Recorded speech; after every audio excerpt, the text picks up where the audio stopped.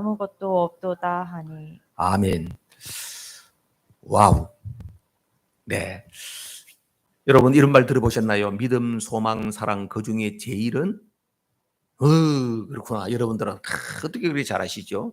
어떤 강사가 이렇게 이야기하더라고요. 믿음, 소망, 사랑 이 세 가지는 항상 있을 것인데 그 중에 제일은 건강이니라. 건강하시기를 바랍니다. 유머 강사예요, 유머 강사. 유머 강사인데 직장 같은 데 가가지고 강의를 하면서 이 사람이 크리스찬이에요. 그런데 그런 데 가서 예수 믿으라고 그럴 수는 없잖아. 그러니까 이 사람은 유머를 하면서도 사람들에게 말씀이 생각나게 하는 거예요. 정말 탁월하더라, 탁월하더라. 다시 한번 해볼까요? 믿음, 소망, 사랑 이 세 가지는 항상 있을 것인데 그 중에 제일은 예, 여러분들은 사랑이라 그래야지. 그분은 직장인들 웃기려고 건강이니라 건강하시기 바랍니다 그랬는데 여러분들 뭐라 그랬다고? 사랑이라. 성경에는 그렇게 돼 있죠. 그렇습니다. 여러분 사람은요 세월이 자꾸 지나가면서 사람들이 젊어 보인다 젊어 보인다 그러는데 사실은 그 기분 좋으라고 하는 이야기지 그냥 늙어질 수밖에 없어요. 그렇죠? 지난주에도 제가 우리 권사님하고 이야기하는데 목사님 제가 옛날에 이렇게 이야기했잖아요. 그랬어요. 하나도 생각이 안 납니다. 그랬더니 우리 목사님 의암되겠노 이거 큰일 났다 이러는데 저도요 이제 세월이 60이 내일이요 이제 그렇게 됐어요. 성경에는 나오잖아요. 그 사람은 후패하나 우리의 속은 날로 어때요? 새롭도다. 그러니까 우리가 새로워지는 방법은 끝이 자꾸 젊어질 것을 추구하는 사람은 어리석은 사람이에요. 돈을 굉장히 많이 쓰지만 그렇게 여러분 기대만큼 안 될 거예요. 그러니까 그 사람은 후패해진다 하는 것은 낡아진다, 늙어진다, 약해진다 그런 뜻이에요. 그러나 새로워질 방법이 있다. 그게 바로 뭐라? 새사람, 우리의 속사람, 우리의 내면은 계속적으로 성장을 이루어야 된다 하는 것이죠. 공감이 되세요? 네. 자, 모든 성장의 출발점은 어디서 성장이 이루어질까요? 여러분도 성장하고 싶잖아요. 모든 성장의 출발점은 현재 나의 상태를 아는 데서부터 출발합니다. 건강이 좋아지고 싶어요. 그러면 의사 선생님한테 가가지고 진단을 받아요. 당신이 지금 콜레스테롤이 높습니다. 지금 당뇨가 많이 올라갔습니다. 이 사실을 정확하게 알고 거기서 아이고 내가 음식을 아무거나 막 먹으면 안 되구나. 내가 지금 운동이 너무 부족하구나. 이 사실을 알고 열심히 운동하고 식이요법하고 그러다 보면 어떻게 돼요? 건강이 좋아지는 거예요. 자기 상태를 정확하게 알아야 돼요. 학생이 자기 상태를 정확하게 알아야지 새로운 동기부여가 되는 거예요. 내가 시험을 쳐보니까 내가 잘하는 줄 알았더니 그 꼴찌에서 조금 앞에 있구나. 야, 내 뒤에는 별로 사람이 없구나. 이걸 딱 깨달아야만이 내가 이렇게 살아서는 안 되겠다. 그래서 동기부여가 되고 자극이 돼서 공부도 되는 거 아니겠어요? 여러분 영적 상태도요. 자신의 상태를 정확하게 알아야 영적 성장을 이룰 수가 있어요. 여러분 자신을 정확하게 아세요? 많은 사람들이 자기 자신을 정확하게 모르면서 아는 것처럼 살아가요. 그러니까 어떻게 돼요? 신앙생활에 영적 성장이 안 일어나요. 늘 그 상태에 머물러 있는 거예요. 중요한 일은 뭐예요? 나의 상태를 아는 게 중요하다니까요. 그럼 나의 상태를 어떻게 알 거냐 이거예요. 나의 상태를 어떻게 할까요? 이 영적인 원리는 굉장히 중요한 원리인데요.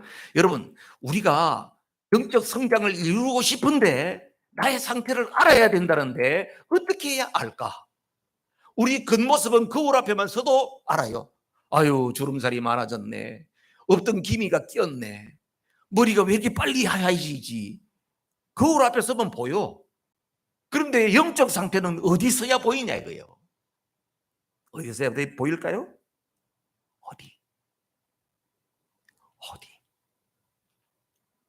어디서 해볼까요? 참 좋죠. 마스크를 쓰고 있으니까, 그죠? 말을 안 해도 이렇게 있으니까. 여러분, 영적인 상태를 알기 위해서는 하나님 앞에 서봐야 합니다.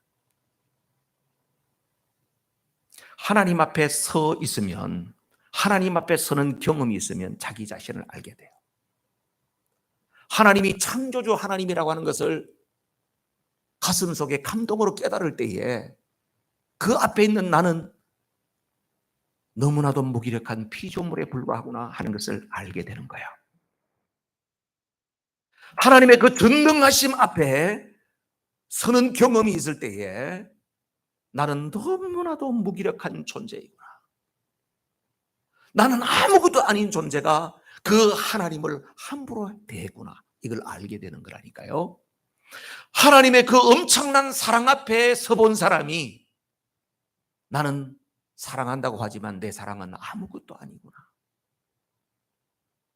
하나님의 거룩하심 앞에 서본 사람이 나는 감히 하나님 앞에 고개를 들 수 없는 죄인에 불과하구나. 여러분, 하나님 앞에 설 때에 자기 자신을 보이는 거예요.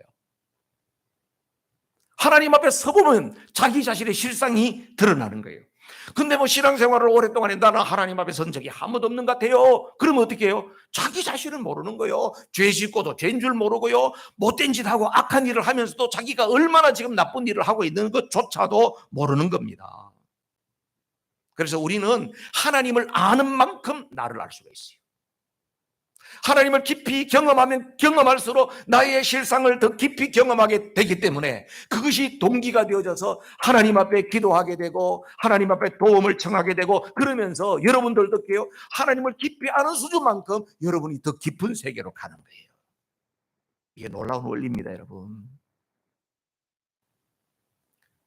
하나님께서는 이스라엘 백성들을요, 애굽에서 그냥 하루아침 하룻밤 사이에 확 탈출해 나오게 했어요. 뭘로? 출애굽기 12장에 문설주 임방에다가 어린 양을 잡아가지고 그 피를 바르라 그랬잖아요. 그죠? 그 피가 발라져 있는 집에 있었던 사람은 18의 천사가 와가지고 그 집을 그냥 지나갔어요. 그래서 패스오버, 그냥 지나갔다, 뛰어넘었다. 그래서 유월절이라 그래요. 이스라엘 백성들이 구원을 받는 데는요, 다른 필요한 게 없었어요. 하나님의 말씀을 듣고 피를 발라라 그러면 알았습니다, 요것만 하면 됐어요. 뭐 착하냐, 누가 좋은 일을 했냐, 이 사람은 성질이 괜찮은 사람, 이런 거 하나도 안 따졌어요. 하나님께서 주시는 그 은혜, 하나님께서 내가 너 생명을 지켜줄 거야, 요렇게 하면 돼, 알았습니다. 그렇게 한 사람은 다 구원시켜줬어요. 그래서 하룻밤 사이에 확 다 나왔어요. 근데 그들이 정신없이 광야길을 나와가지고 어디까지 왔냐? 저 시내산 밑에 있는 시내 광야에 왔는데, 거기는 굉장히 넓은 곳인데 하나님께서는 거기에 자리를 잡게 하고 나서 거기에 상당한 기간 동안 머무르게 하십니다. 한 10개월 반, 11개월 정도 머물게 하세요. 그런데 하나님께서 이스라엘 백성들을 거기에서 아이고 그동안 걸어오느라고 힘들었지, 거기서 좀 시간을 때우고 놀아라, 그게 아니었어요. 거기에서 뭐 하셨냐? 뭐 하셨어요? 하나님께서 하나님이 어떤 분이신가를 다 드러내 주시는 거예요. 하나님이 말씀을 주셨다 그러잖아요. 하나님의 말씀은 하나님의 자기 계시예요. 그 하나님 자신을 드러내 주시는 거예요. 왜냐하면 사람이 신을 알 수 없어. 사람이 어떻게 하나님을 알아요? 그래서 하나님이 백성들에게 내가 어떤 존재인지를 가르쳐 주는 거예요. 내가 너희들을 애굽에서 다 독수리 날개로 업어서 여기까지 인도했다. 나 외에는 다른 신이 없다. 너희들 우상을 만들면 안 된다. 내 이름을 망령되게 하지 마라. 안식일을 지키라. 부모를 공경하라. 이런 이야기를 쭉 해주시면서 하나님은 어떤 일을 좋아하시고 어떤 일을 할 때 하나님은 진노하신지를 세세하게 가르쳐 주셨어요. 그리고 하나님께서는 이스라엘 백성들에게 내가 너희들하고 같이 있고 싶은데 성막을 지어라. 성막은 요렇게 지어야 된다. 하나님이 그 모든 것을 가르쳐 주셨어요. 왜냐하면 하나님이 이스라엘 백성들하고 함께 있고 싶어서. 그래서 그 시내 광야에 있었던 시간들은요, 그저 무료하게 지냈던 시간이 아니고 하나님께서 하나님이 어떤 분이신가를 너무나도 잘 보여주시고, 그러니까 이스라엘 백성들이 하나님의 거룩하심 앞에 서고 만나고 이스라엘 백성들 자기 실상을 확실하게 볼 수 있고 깨달을 수 있는 시간이 바로 그 시간이었단 말이에요. 그러니까 그렇게 다 가르쳐 주니까 이제는 어떻게 해요? 이스라엘 백성들이 하나님을 어떻게 예배해야 되는지, 하나님 앞에서는 우리가 어떻게 살아야 되는지, 이 모든 것을 다 알게 되잖아요. 그죠? 여러분 제사법도 있고 도덕법도 있고 사회법도 있고 하나님이 그 다 주셨거든. 그 공동체 속에서는 어떻게 해야 되고 남의 돈을 떼먹으면 안 되고 남의 소, 양 잡아먹으면 안 되고 이런 것도 하나님이 세세하게 다 가르쳐 줬어요. 왜 그렇게 했을까요? 하나님께서 이스라엘 백성들에게 축복의 선물로 주시려고 하는 가나안 땅에 들어가서 이 말씀대로 살아가지고 다른 많은 사람들이 있는 가운데 하나님을 주인으로 모시는 사람, 그 백성들이 얼마나 위대한 삶을 사는가, 얼마나 행복한 삶을 사는가를 보여주기 위해서 하나님 그렇게 하신 거예요. 여러분 신앙생활은요 행복해야 돼. 저는 우리 서문화 교인들이 행복해지기를 원해요. 제가 오늘 오면서도 그랬어요. 하나님 우리 교인들이 행복해지기를 원해요. 주일날 예배드리고 가면 마음에 기쁨이 생기고 행복한 신앙생활을 하기를 원해요. 과연 행복한가 물어보고 싶은 거예요. 하나님께서 내게 주신 그 은혜 때문에 마음속에 기쁨이 충만해야 돼요. 감사가 충만해야 돼요. 넘쳐야 돼. 이게 예수 믿는 것이에요. 돈을 많이 벌어서 내가 뭐든지 다 해가지고 투자했는데 막 올라가지고 투자인 거 지금 오를 리가 없죠. 지금 막 곤두박질하고 있죠. 그럼에도 불구하고 막 주식이 막 떨어짐에도 불구하고 하나님이 공급해 주시는 그 은혜와 그 축복으로 인해서 나는 너무나도 만족하고 내가 오늘 이 세상을 떠난다 할지라도 하나님 앞에 가서 내가 눈 뜰 걸 생각하니까 생각만 해도 너무나도 기쁘다. 이런 행복감이 우리 그리스도인들의 마음속에 흘러 넘쳐야지. 이게 정상이에요. 이게 정상. 그게 정상이에요. 그래서 하나님께서 이스라엘 백성들 다 준비를 시킨 거예요. 지금까지 여러분 민수기도 1장부터 10장까지 쭉 지금 이야기하고 이제 11장으로 넘어가잖아요. 그 10장까지도 바로 뭐냐면 이 모든 것을 다 준비시킨 거야. 하나님께서 그렇게 하도록 이스라엘 백성들 지인 배치도 하고 성막을 중심으로 해서 자리를 어떻게 잡아야 되고 레위 사람들은 어떻게 자리를 잡아야 되고 그 안에서 유월절도 지키고 지난 주일에는 은나팔을 불어가지고 하나님께서 구름 기둥과 불 기둥으로 인도는 하지만은 좀 더 디테일한 인도를 할 때는 이 나팔을 불어라 하는 까지 다 이야기해 준 거예요. 그죠? 자, 그랬습니다. 그런데 11장에 딱 들었으면서 오늘 놀라운 일들이 벌어진다 이거예요. 자, 이스라엘 백성들 지난번에 지도 한번 보여줬죠. 지도 한번 다시 보여줄래요? 이렇게. 자, 여러분 이스라엘 백성들이 지금 민수기가 뭐냐? 민수기가 경수기 동생이 민수기가 아니고 민수기는 이런 거예요. 여기가 가나안 애굽 땅이었죠. 자, 애굽 고센 땅에 살았죠. 비돔과 라암셋에서 국고성을 짓고 노예 생활하면서 많이 힘들게 살았어요. 그런데 하나님께서 출애굽기 12장의 6월절 그날 하룻밤 사이에 다 나오게 해가지고 여기서 쭉쭉쭉쭉 내려와가지고 이 길을 따르고 여기 어디 홍해를 건너고 이러면서 시내산까지 내려오는데 거의 한 달 반 정도에 걸쳐서 여기에 내려와가지고 이 시내산을 중심으로 해서 여기 광야에서 얼마 동안 근 10개월 반 11개월 가까이 여기에서 하나님께서 다 준비케 하신 거예요. 조금 전에 제가 말씀드린 모든 준비를 여기서 하게 한 거예요. 왜 그럴까요? 결국은 가나안 여기 있죠. 여기가 가나안입니다. 하나님께서 목적지로 주셨던 이 가나안 땅에 들어가서 하나님의 백성으로서 멋진 삶을 살도록 하기 위해서 그렇게 준비를 시킨 거야. 그래서 오늘 이제 11장에 보니까 출발하는 겁니다. 여기서 출발해가지고 이렇게 쭉쭉쭉쭉쭉 올라가가지고 이렇게 해가지고 가나안에 딱 가버리면 되잖아요. 그런데 이 과정 속에서 일어나는 여러 가지 일들을 이제 11장에서 보게 될 것이다. 앞으로 25장까지 걸쳐서. 자, 11장 보세요, 여러분. 11장은 오늘 말씀이 11장인데요. 어떤 이야기가 나오느냐 하면 시내 광야에서 이제 하나님이 자, 이제 떠나자 해가지고 구름 기둥이 떠오르고 가는데 간지 3일 만에 어떤 일이 벌어져요? 3일 만에. 이스라엘 백성들이 3일 만에 하나님을 너무나도 실망케 하는 사건이 벌어지는 겁니다. 그들이 광야길을 조금만 걸어보면서도 바로 그냥 하나님을 원망하고 불평하고 그 일이 벌어지더라는 거예요. 여러분 지금까지 이렇게 해가지고 다 준비를 시켜서 하나님이 이제 출발했는데 한 달도 아니고 일주일도 아니고 어떻게 3일 만에 사람들이 이렇게 마음이 뒤집어져 버릴 수가 있을까 이거요. 물론 여러분 그 광야를 안 걸어보셨지만 제가 옛날에 광야를 가가지고 아주 5분 정도 있다가 그냥 사진 찍고 막 얼른 그냥 걸어만 나를 살려라 하고 나서 버스에 뛰어 올라왔던 기억이 있어서 그 광야라고 하는 것은 사람이 살 수 없는 곳이라고 하는 것. 어쩌면 이스라엘 백성들은 3일 만에 그렇게 하는 것은 내가 이해가 된다. 그럴 수도 있지만은 지금까지 하나님께서 베풀어 주시던 은혜를 생각해 보면 해도 너무하지 않습니까? 여러분, 근데요, 이 민수기에서 광야 백성들이 불평하고 원망하고 실패하고 하나님께서 주신 축복을 잃어버리고 이랬던 이야기를 낱낱이 다 적어 놓은 이유가 있단 말이에요. 왜 이런 이유를 적어 놨을까?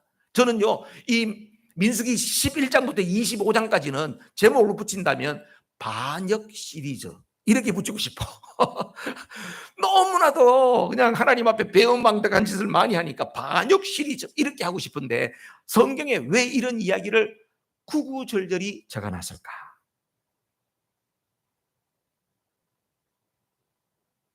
고린도전서 10장 1절부터 13절까지 예는 보면요, 민수기에 일어나는 일들을 압축해 놓은 듯한 내용이 고린도전서 10장에 나와요. 6절부터 한번 읽어볼게요. 6절부터 여러분 같이 읽어요. 시작. 그런 일은, 앞에 지금 민수기에 있던 일들, 광야에서 있었던 이야기를 해요. 만나를 먹고 생수를 먹고 이런 일이에요. 자, 그리고 광야 백성의 이야기예요. 1절부터 읽어보세요. 나중에 집에 가서. 그런 일은, 시작. 그런 일은 우리의 거울이 되어 우리로 하여금 저희가 악을 즐겨한 것 같이 즐겨하는 자가 되지 않게 하려 함이니. 뭐라고 적었다고요? 민수기에 거울이 되어. 이스라엘 백성들이 걸어갔던 그 일이 우리에게 본보기가 되었다는 거예요. 세 번째 성경에 본보기가 되었다고 해요. 우리에게 거울 것처럼 미리 보여줬다는 거예요. 다음 절.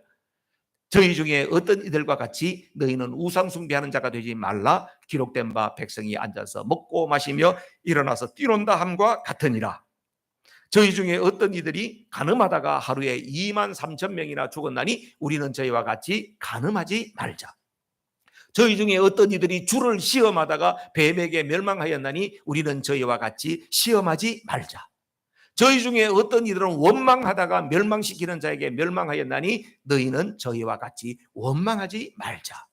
저희에게 당한 이런 일이 거울이 되고 또한 말세를 만난 우리의 경계로 기록하였느니라.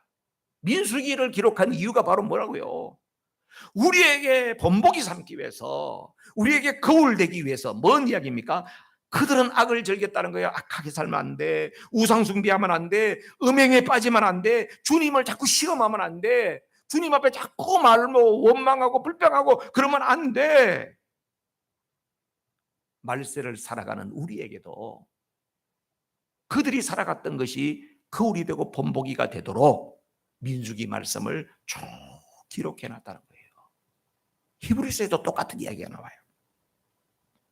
그래서 이 민수기는 오고 오는 세대 사람들 가운데 주님이 다시 오실 그날까지 우리 사람들은 어때요? 하나님의 은혜를 너무나도 쉽게 잊어버리고 배은망덕의 길로 돌아서고 있기 때문에 그 샘플로 너희들은 결코 이렇게 살아서는 안 된다.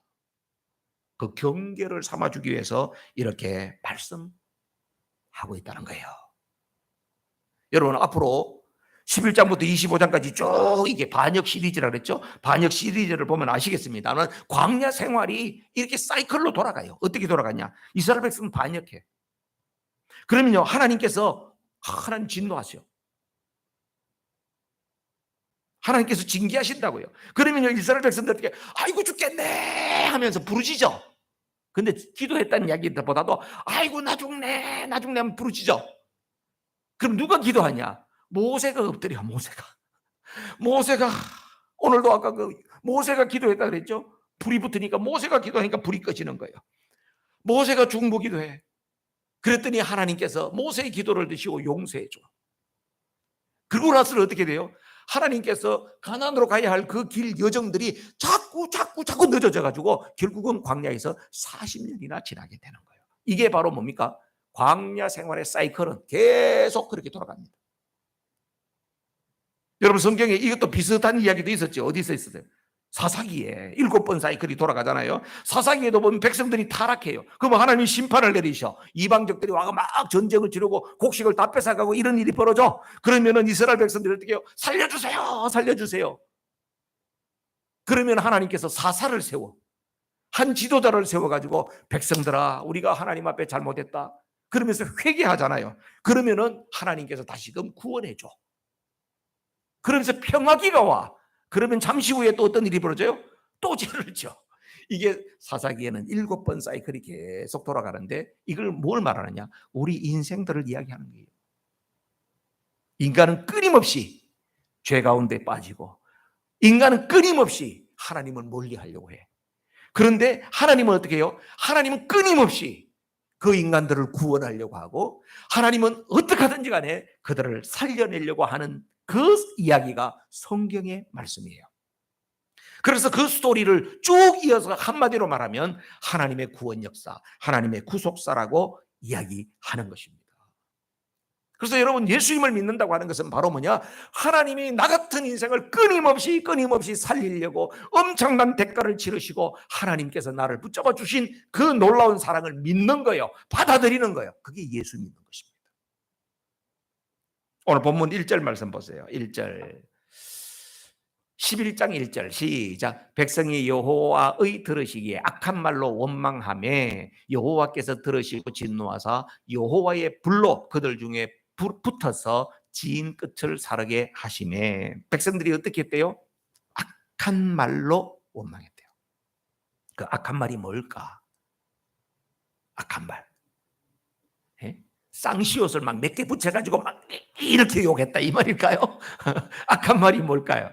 욕을 해도 모질게, 아이고, 그렇잖아. 욕을 해도 이 차질게 욕을 하는 놈이 있잖아. 그게 악한 말일까요? 악한 말이 뭘까요? 악한 말은 하나님의 섭리를 모독하는 거예요. 하나님의 뜻을 모독하는 거예요. 하나님이 하신 그 일을 모독하는 거예요. 여러분, 우리는 인간이 연약하잖아요. 그렇기 때문에 죄를 안 짓고 살기는 좀 어려운 것 같아. 여러분도 한 주간 돌아보면은, 아유, 지난주에 그러지 말았어야 되는데, 아유, 내가 그런 생각을 하지 말아야 되는데, 그런 말을 하지 말았어야 되는데, 후회되는 것들이 있잖아요. 우리 연약하기 때문에 죄를 지어요. 근데 조심해야 될 것은 하나님의 그 경륜과 섭리를 거부하고 방해하고 대적하는 그런 일을 절대로 하면 안 돼요. 뭐와 같은 거냐면 이런 거요. 두어 달 전이에요. 한국의 뉴스에 이런 게 나왔어요. 국방부에 있는 한 장교 대위가, 여러분도 보셨죠? 국방부에 있는 뭐 한미 무슨 작계라고 작전 계획을 그걸 갖다가 싹 어떻게 해가지고 북한 공작원한테 넘긴 거야. 그게 들켰어. 나중에 잡혀가지고 조사를 다 해보니까 뭐 이 친구가 사이버 도박을 해가지고 빚이 좀 많았대. 그래가지고 그 사람들이 북한에서 공작원인지도 모르고 다 사이버머니 돈 주니까 그 돈 받아가지고 하고 우리나라에 있는 작전 계획을 북한으로 넘겼대. 여러분, 그게 어느 정도의 죄일까요? 어느 정도로 죄일까요? 그게 그냥 절도죄 정도 될까요? 어마어마한 죄예요. 그게. 그 군인이기 때문에 그 사람은 사형시켜야 될지도 몰라요. 어마어마한 죄예요. 그거는. 왜냐하면 적국을 이롭게 하는 이적 행위이기 때문에 이거는 엄청난 죄입니다.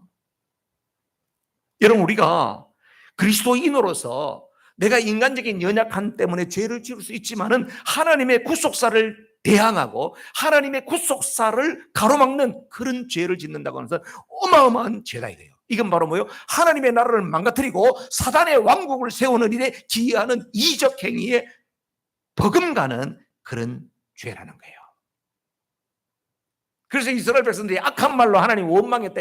광야 생활, 아유 더운데 짜증나, 에이 열받아, 이런 정도가 아니라는 거예요. 하나님의 구원 역사를 가로막는 어마어마한 죄를 저질렀다. 그렇게 보는 거예요. 두 번째 4절 보세요. 4절 다 같이 시작.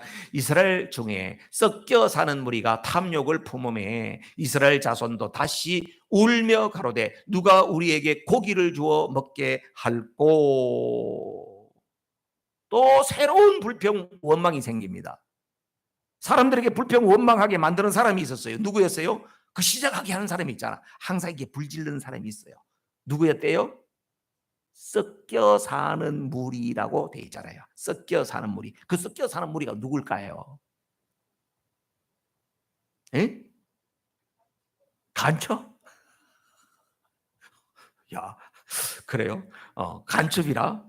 간첩이라고 볼 수 있을까요? 예. 섞여 사는 무리가 있단 말이에요. 무슨 이야기일까요? 이스라엘 백성들이 출애굽에 나올 때요. 그 전에 뭐가 있었습니까? 10가지 재앙이 있었잖아요.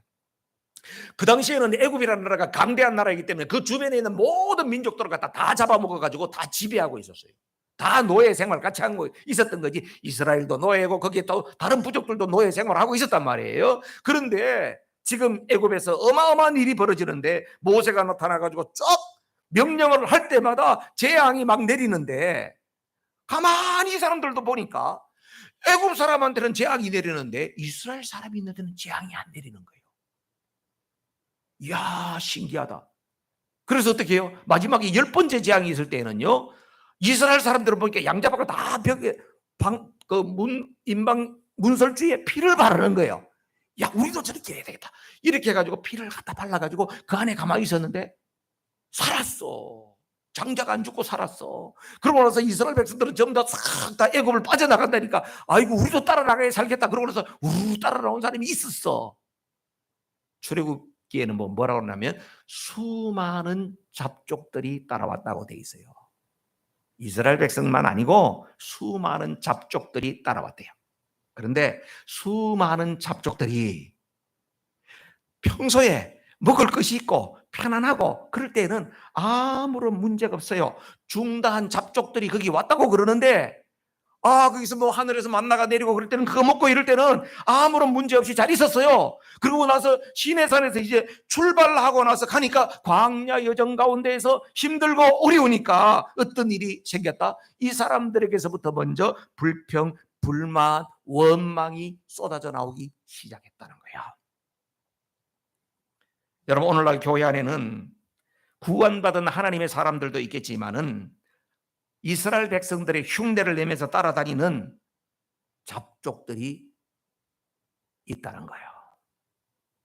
교회 공동체 안에는 모든 사람들이 알곡 신자가 아니라는 거예요. 알곡과 가라지가 공존한다는 이야기예요. 그러면 여러분, 나는 하나님의 택함 받은 이스라엘 백성, 영적 이스라엘 백성이냐? 아니면 거기에 있는 수많은 잡족들 중에 하나냐? 한국교회의 대단한 개그맨 부흥사 장경동 목사님은 이 잡족들을 갖다가 잡것이라 그랬어요. 잡것이라. 충청도 사투리인지 몰랐다. 이 잡것들아 뭐 이렇게 이야기하대요. 그 잡족들이 공동체를 망가뜨린다. 그 잡족들이 공동체 안에 악영향을 만들어낸다는 거예요. 어떤 악영향을 만들어낸가 보세요. 자, 5절 6절입니다. 다 같이 5절 6절을 읽어요. 시작. 우리가 애굽에 있을 때에는 값 없이 생선과 외와 수박과 부초와 파와 마늘들을 먹은 것이 생각나거늘 이제는 우리 정력이 쇠하되 이 만나 외에는 보이는 것이 아무것도 없도다 하니. 이 잡족들이 지금 뭐라고 이야기해요? 여러분, 이거는 죄인가 아닌가 보세요. 정말 우리가 광야에서 고기 먹은 지 너무 힘들어서 고기가 너무 먹고 싶다. 그건 죄입니까? 죄가 아닙니까? 응? 그치. 광야에서 고기를 못 먹었으니까 만나만 먹었으니까 너무 고기가 고프다. 그건 죄가 될 수가 없죠. 그죠? 그 시대 팩트를 이야기하는데. 그런데 지금 이 잡족들이 분위기를 어떻게 만듭니까? 애굽에서는 값없이 생선과 오이와 참외와 부초와 마늘과 파와 삼겹살 구워가지고 상추 쌈하고 깻잎 하나 얹어가지고 마늘 파 넣어가지고 그걸 갖다가 목이 터져라고 먹었다. 배고프시죠, 여러분? 맞는 말이에요, 여러분? 맞아요? 이스라엘 백성들이 그랬었습니까, 여러분? 이스라엘 백성들은 자식 아들을 낳았으면은 거기에 나일강에 던져서 아그밥이 되도록 하는 그런 처참한 가운데에서 자크 이스라엘 백성이 절규했다 그랬잖아. 하나님, 세상에 어떻게 이러고 살아요? 사람들이 너무나도 비참하고 비통하고 그런 환경 속에서 살았잖아요. 언제 고기 먹고 삼겹살 구워 먹고 이렇게 해가지고 말이야 바베큐 건의를 해가지고 언제 그랬냐 이거야. 여러분, 이것이 사단이 우리를 미혹하는 방법 중에 하나입니다. 이런 헛된 소리를 통하여 가지고 우리가 하나님을 신뢰하던 그 마음을 흔들어 버리는 거예요. 우리가 하나님을 신뢰하던 마음이 흔들려 버리게 되면 결국은 어떻게 돼요? 그동안 하나님으로부터 받았던 그 은혜가 다 쏟아지는 거예요. 그게 다 무익하게 되는 거예요.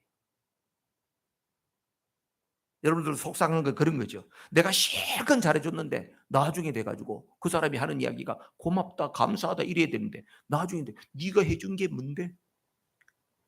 그럼 한 대 쥐박을 수도 없고 얼마나 열받습니까? 그죠? 여러분 나름대로는 참 최선을 다해서 섬기고 뭐 이렇게 다 했어. 근데 어떻게? 여러분이 했던 공을 하나도 몰라줘. 우리도 너무너무 섭섭하잖아요. 하나님이 이스라엘 백성들 지금까지 그렇게 했는데 이스라엘 백성들이 어떻게 해요? 그 잡족들의 그 말에 현혹이 돼가지고 이스라엘 백성들이 하나님을 신뢰하는 마음이 다 떨어져 버려요. 그 원망하는 마음이 온 공동체 속으로 퍼져가 버린 거예요. 여러분 그랬습니까? 사실은 이스라엘 백성들이 만나를 먹었는데 이 사람들을 보세요. 만나 외에는 보이는 것이 아무것도 없다.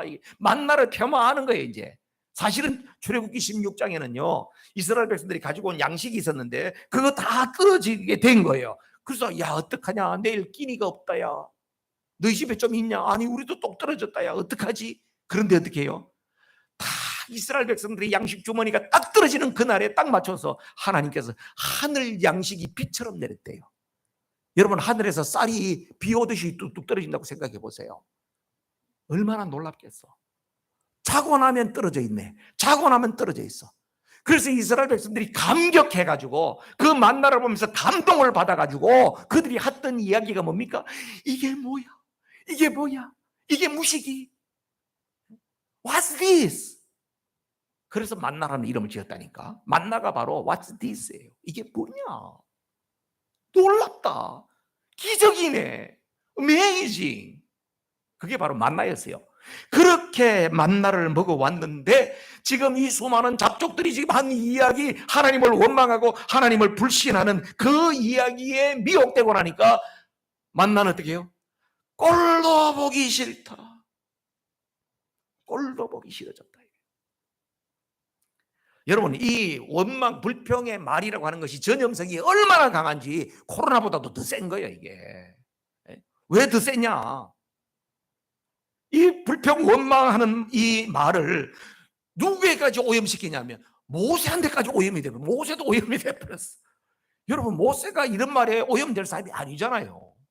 그렇죠? 여러분 모세는요 하나님이 콜링 부를 때요 호렙산 떨기나무 불꽃 가운데에서 나무가 타고 없애야 되는데 안 없어지는 거야. 갔더니 그 불꽃 속에서 하나님이 음성을 들려줬잖아. 모세야 네 신발 벗어라 그러면서. 그죠? 그 감동을 어떻게 잊을 수 있겠습니까?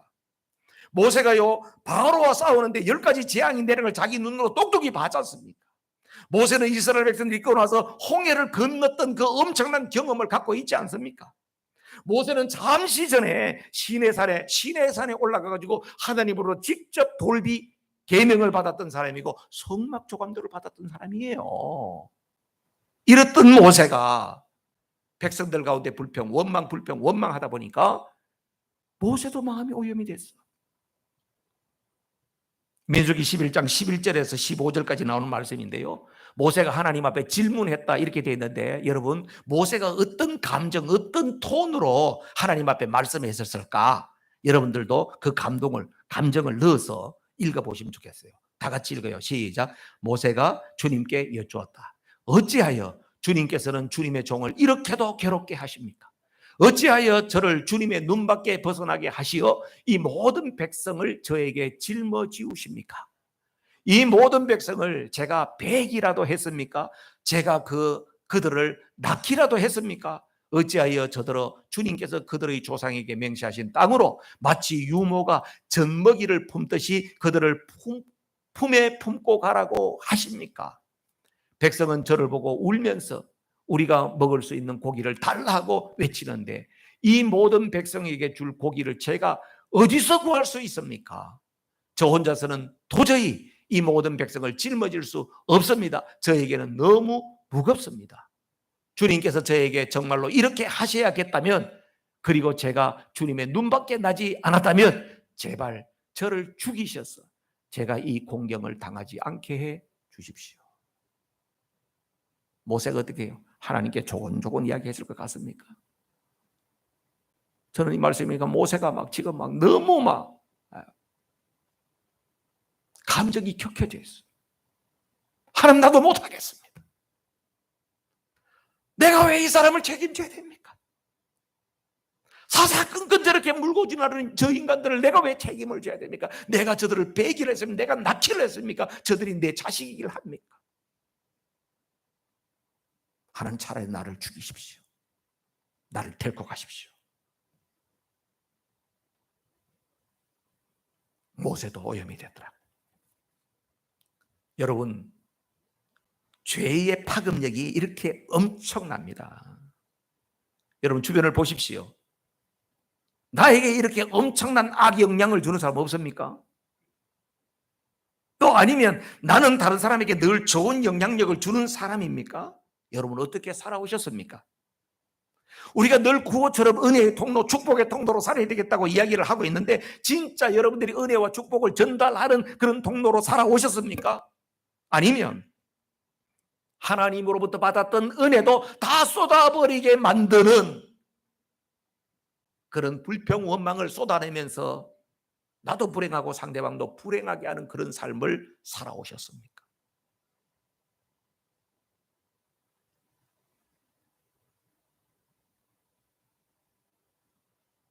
지금까지 살아온 것은 물를 수가 없고 어떻게 할 수가 없습니다.